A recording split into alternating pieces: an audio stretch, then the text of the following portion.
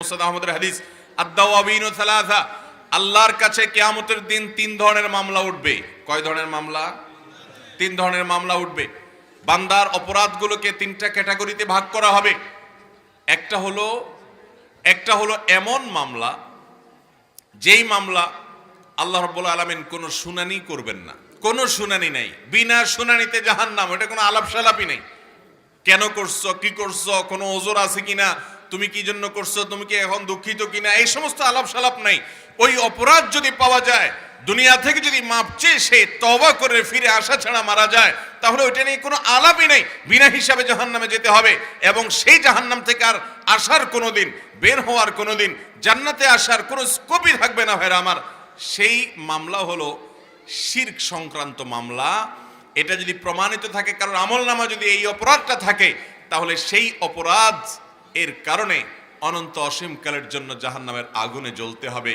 এই জন্য ভাইরা, এই মামলা যাতে কোনোভাবে আমার আমলনামায় না উঠে, এই অপরাধ যেন আমার আমলনামায় না উঠে, সে চেষ্টা করতে হবে। এটা হলো এক ধরনের মামলা। কিয়ামতের ময়দানে আরেক ধরনের মামলা উঠবে, যেই মামলাগুলোতে বান্দা তার কোনো মানুষের, কোনো ভাইয়ের অধিকার নষ্ট করছে, অন্য কারোর হক নষ্ট করছে, তো ওই মামলা আল্লাহ রাব্বুল আলামিন ওই মানুষের উপরে ন্যস্ত করবেন। ওই মানুষের উপর ন্যস্ত করবেন যার হক নষ্ট করছেন।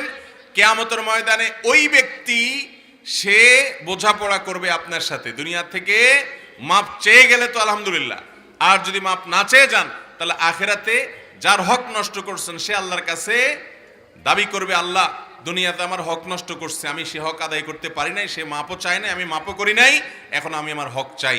তখন আমলনামা থেকে সওয়াব দিয়া তাকে তারপরে আপনি পার পেতে হবে। এভাবে দিতে দিতে আপনার আমল শেষও হয়ে যেতে পারে। এই জন্য বান্দার হকের উপরে সাবধান, আল্লাহ তাআলা নিজে এটা মাফ করবেন না। হ্যাঁ, কেউ যদি বান্দার হক নষ্ট করার পর নিজের অজান্তে সে হয়ে গেছে, মাপ চাইতে পারে নাই, সুযোগ পায় নাই, কিন্তু আল্লাহকে এত বেশি সন্তুষ্ট করেছে, তো আল্লাহ তাআলা এক্সট্রাঅর্ডিনারি বান্দাকেও সন্তুষ্ট করে, পাওনাদারকেও আল্লাহ তাআলা সন্তুষ্ট করে এই ব্যক্তিকে মুক্ত করবেন, সেটা এক্সক্লুসিভ বিষয়। ভাইরা আমার, তিন নম্বর যে মামলা আল্লাহর কাছে উঠবে কিয়ামতের ময়দানে, সেটা হলো আল্লাহর হক সংশ্লিষ্ট মামলা। কেউ নামাজে ত্রুটি করেছেন, কেউ পর্দায় ত্রুটি করেছেন, কেউ রোজায় ত্রুটি করেছেন, কেউ তেলাওয়াতে ত্রুটি করেছেন, কেউ আল্লাহর কোনো হক আদায় করতে ত্রুটি করেছেন। এগুলো আল্লাহ তাআলা চাইলে কাউকে মাফ করতে পারেন, আর চাইলে কাউকে আল্লাহ তাআলা শাস্তি দিবেন, এটা ভিন্ন বিষয়। এই হাদিস থেকে বোঝা যায় ইমানদারের আতঙ্কের অপর নাম হলো শিরক। শিরকের চাইতে বড় আতঙ্কের বিষয় ইমানদারের কাছে আরেকটি হতে পারে, যেখানে শিরকের প্রশ্ন আসবে, যেখানে ঈমান থাকবে কি থাকবে না সেই প্রশ্ন আসবে। আমার ঈমানটা, আইডেন্টিটিটা ঠিক রাখতে হবে যে আমি মুসলমান, এরপরে যা হবে না হবে পরেরটা পরে। কিন্তু পরিচয় যদি আপনার শেষ হয়ে যায়, ঈমান যদি শেষ হয়ে যায়, তাহলে এই মুসলমানের দুই পয়সার কোনো মূল্য আল্লাহর কাছে হবে। অতএব শিরক থেকে বাঁচার চেষ্টা করব তো ইনশাআল্লাহ। নবী করিম সাল্লাল্লাহু আলাইহি সাল্লাম বলেছেন, ইজতানিবু আস-সাবআল মুবিকাত, তোমরা সাতটি ধ্বংসাত্মক পাপ থেকে বেঁচে থাকো, যে পাপগুলো মানুষকে ধ্বংস করে শেষ করে ফেলবে। এই অপরাধ, সাতটি ভয়াবহ অপরাধ থেকে বেঁচে থাকো। এর ভিতরে এক নম্বরের সবচেয়ে আল্লাহর জমিনের ভয়াবহ অপরাধ হলো শিরিক করা, আল ইশরাকু বিল্লাহ, আল্লাহর সঙ্গে শিরিক করা। মুহতারাম হাজরিন, নবী করিম সাল্লাল্লাহু আলাইহি সাল্লাম বলেছেন, তোমরা কি জানো, আতাদরুনা মা হাক্কুল্লাহি আলাল ইবাদ ওয়া মা হাক্কুল ইবাদি আলাল্লাহ, তোমরা কি জানো বান্দার কাছে আল্লাহর পাওনাটা কি, আর আল্লাহর কাছেই বা বান্দার পাওনাটা কি? তোমরা কি জানো? সাহাবায়ে কেরাম অপারগতা জানালে নবী করিম সাল্লাল্লাহু আলাইহি সাল্লাম নিজেই জবাব দিয়েছেন যে, শুনে রাখো, আল্লাহর হক বান্দার কাছে, যে বান্দা আল্লাহর ইবাদত করবে, আর আল্লাহর ইবাদত করতে গিয়ে কাউকে শরীক সাব্যস্ত করবে না, শিরিক করবে না। এটা হলো আল্লাহর হক, আল্লাহর অধিকার। যেহেতু আল্লাহ তাকে সৃষ্টি করেছেন, আল্লাহর প্রাপ্য যে আল্লাহর সঙ্গে কাউকে শরীক সাব্যস্ত করবে না। এটা যদি বান্দা করে, আল্লাহর হকটা যদি সে আদায় করে, তখন বান্দার হক হয়ে যায়, বান্দার প্রাপ্য হয়ে যায়, বান্দার অধিকার হয়ে যায় আল্লাহর কাছে, যে আল্লাহ তাকে কোনো অপরাধের কোনো কারণে শাস্তি না দিয়ে যদি শিরক ছাড়া সে দুনিয়া থেকে নিজেকে মুক্ত রেখে যেতে পারে, তাহলে আল্লাহর কর্তব্য আল্লাহ নিজের উপরে নিজে করে নিয়েছেন, ওই বান্দাকে শাস্তি না দিয়ে জান্নাতে দেওয়া। তাহলে ভাইরা আমার, শিরক থেকে বেঁচে থাকার চেষ্টা করব তো ইনশাআল্লাহ। আল্লাহ রাব্বুল আলামিন আমাদেরকে শিরকের এই ভয়াবহ অপরাধ থেকে বেঁচে থাকার তৌফিক দান করুন। ভাইরা, আমরা যেই কালিমায়ে শাহাদা পাঠ করে ঈমানদার হই, আশহাদু আল্লা ইলাহা ইল্লাল্লাহ, আমরা শুরুতে না দিয়ে শুরু করি। কোন প্রকার শরীক, কোন প্রকার উপাস্য কাউকে আমরা উপাস্য মনে করি না, ইল্লাল্লাহ। শুধু কাকে উপাস্য মনে করি? আল্লাহকে, আর কাউকে না।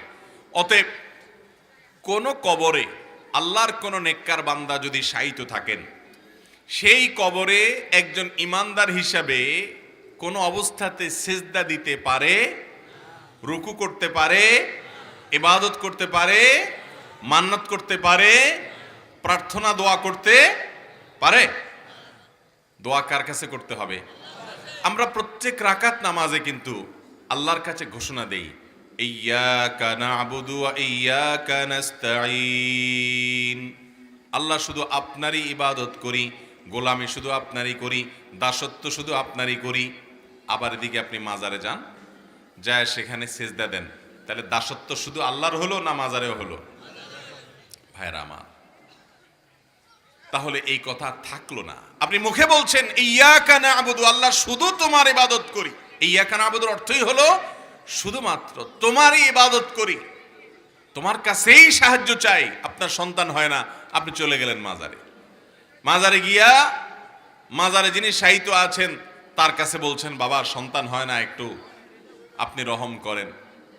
মাজারওয়ালার কাছে যায় চাইলেন। মাজারওয়ালা নিজেও গোলাম কার? আল্লাহর। তো মাজারওয়ালা নিজেও যার গোলাম, আপনি তার কাছে না চেয়ে তার গোলামের কাছে চাইলে এটা আল্লাহর শানে বেয়াদবি, এটা আল্লাহর শানে অসৌজন্যতামূলক আচরণ, এটা অসম্মান করার শামিল ঈমানদারের জন্য। এই জন্যই এই অপরাধটাকে সবচেয়ে বড় অপরাধ মনে করা হয়েছে। ভাইরা আমার, আমি একটা উপমা বিভিন্ন জায়গায় দেওয়ার চেষ্টা করি। মনে করেন কোথাও একটা বড় রাজনৈতিক সমাবেশ হচ্ছে, সেখানে দেশের প্রধানমন্ত্রী আসছেন প্রধান অতিথি হিসেবে। সেই জায়গায় যদি ছোটখাটো কোনো ত্রুটি বিচ্যুতি হয়, আয়োজন করতে গিয়ে আয়োজকদের কিছু অসুবিধা হয়েছে, সাউন্ডটা ঠিক ছিল না, লাইট ঠিক ছিল না, হয়তো মেনটেনেন্সে কোনো অসুবিধা ছিল, ম্যানেজমেন্টের ত্রুটি ছিল, এগুলো সবগুলো ক্ষমার যোগ্য। প্রধানমন্ত্রী যদি সেটা দেখেনও, প্রধান অতিথি দেখেনও, দেখার পরে হয়তো একটু বকাঝকা দিয়ে এটাকে নিষ্পত্তি করবেন। কিন্তু যদি আপনি প্রধানমন্ত্রীকে দাওয়াত দিয়ে আনেন, আনার পর স্টেজে তার জন্য একটা ফুলের মালা রাখেন, একটা বড় চেয়ার, সুন্দর একটা চেয়ার রাখেন, তাকে ওই চেয়ারে বসালেন, ফুলের মালা দিলেন, আপনি এর পাশাপাশি আরেকটা চেয়ার রাখলেন একই রকমের, আরেকটা ফুলের মালা রাখলেন একই রকমের, ওই এলাকাতে যিনি চৌকিদারি করেন এরকম একজন মানুষকে ডেকে এনে ওই চৌকিদার ভাইকে, ওই চৌকিদার সাহেবকে একই চেয়ারে বসালেন, একই রকম মালা দিলেন, একই রকম সম্মান দিলেন, সম্বর্ধনা দিলেন। কি বলেন? প্রধানমন্ত্রী খুশি হবে না বেজার হবে? কিরকম বেজার হবে? সাধারণ অসন্তুষ্টি হবে, বলবে যে এটা তো রীতিমতো বিদ্রোহ করার শামিল, অপমানের তো একটা সীমা থাকে। যে আমার অধীনে চাকরি করা একজন চৌকিদার, তাকে এনে আমার সমান মর্যাদা দেওয়া হচ্ছে, আমাকে যা যা করা হচ্ছে তাকেও তা করা হচ্ছে। এই যে আপনি শিরিক করলেন প্রধানমন্ত্রীর সাথে, এই অপরাধটা বা এই ভুলটাকে সে কত বড় দোষ হিসেবে দেখবে? এর চেয়ে বড় দোষ হিসেবে কোনোটাকে দেখবে উনি? ভাইরা আমার, কারণ এটা তার জন্য অপমানকর, অনেক বড় অসম্মানকর। আপনি এমনি ত্রুটি বিচ্ছুতি করে ফেলেছেন, সেটা ভিন্ন বিষয়। ঠিক একইভাবে আপনার জিন্দেগিতে অন্য কোনো ভুল ত্রুটি হয়ে গেছে, এটা আল্লাহর কাছে মাপ চাইলে আপনি লজ্জিত হয়ে, অনুতপ্ত হয়ে কখনো আর করবেন না সেই ওয়াদা করলে আশা করতে পারেন আহকামুল হাকিমিন গফুরুর রহিম মাফ করে দিবেন। কিন্তু আল্লাহর সঙ্গে আপনি শরীক সাব্যস্ত করেছেন, আপনি পার্টনার সাব্যস্ত করেছেন। মনে রাখবেন, দুনিয়ার প্রধানমন্ত্রীও মানুষ, ওই চৌকিদার সাহেব মানুষ, রক্ত মাংসের মানুষ। হয়তো একজন প্রধানমন্ত্রী আর একজন চৌকিদার, পার্থক্য এতটুকু, কিন্তু তারা দুইজনই মানুষ। তারা কেউ সৃষ্টি আর একজন স্রষ্টা না, এত পার্থক্য নেই। পার্থক্য 19-20, 15-20 না। কিন্তু সৃষ্টিকর্তার সাথে স্রষ্টার পার্থক্য, সৃষ্টিকর্তার সাথে সৃষ্টির পার্থক্য, মাখলুকের সাথে খালেকের পার্থক্য, আসমানের সাথে জমিনের যেরকম পার্থক্য তার চাইতে বেশি। একটা হলো সৃষ্টিকর্তা, আরেকটা হলো সৃষ্টি, কোনো তুলনা চলে? তাহলে প্রধানমন্ত্রীর জায়গা যদি চৌকিদার সাহেবকে বসালে তার জন্য চরম অপমানকর হয়, অবমাননা